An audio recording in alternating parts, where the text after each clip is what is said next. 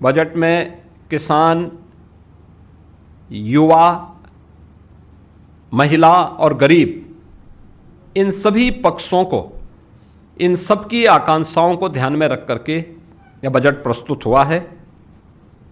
स्वाभाविक रूप से इस बजट के माध्यम से देश की सबसे बड़ी आबादी के राज्य की आकांक्षाओं की पूर्ति भी होती है।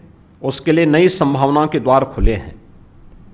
इसमें मुख्य रूप से जब हम ध्यान देते हैं, सबसे पहली बात है कि 10,000 करोड़ रुपए का एमएसएमई सेक्टर के लिए बजट का प्रावधान। उत्तर प्रदेश देश के अंदर इसको लीड करता है।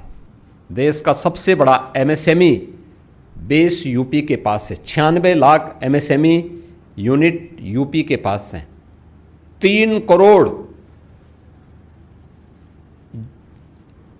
जो हमारी आबादी है, इस एमएसएमई के माध्यम से आर्थिक स्वावलंबन के पथ पर अग्रसर होती है।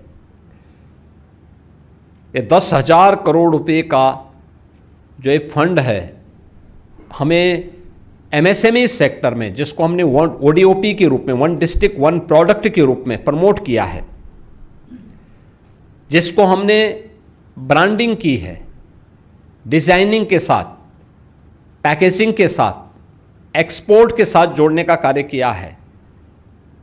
हम लोग इस बात को महसूस करते थे कि हमने ये तो किया, इसने हमारे एक्सपोर्ट को बढ़ाया, इसने रोजगार का सृजन किया, अब आगे क्या?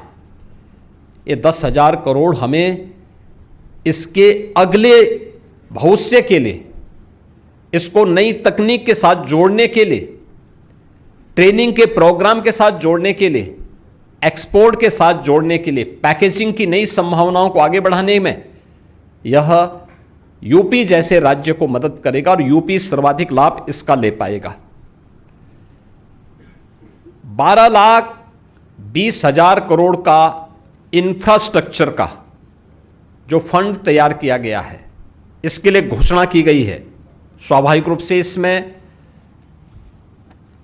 इंफ्रास्ट्रक्चर विकास का है, कनेक्टिविटी का है और भी अन्य सेक्टर को आगे बढ़ाने का, जिनमें 7 रेलवे के नए कॉरिडोर, दिल्ली वाराणसी, वाराणसी सिलीगुड़ी, ये 2 यूपी को प्राप्त हुए हैं। इन 2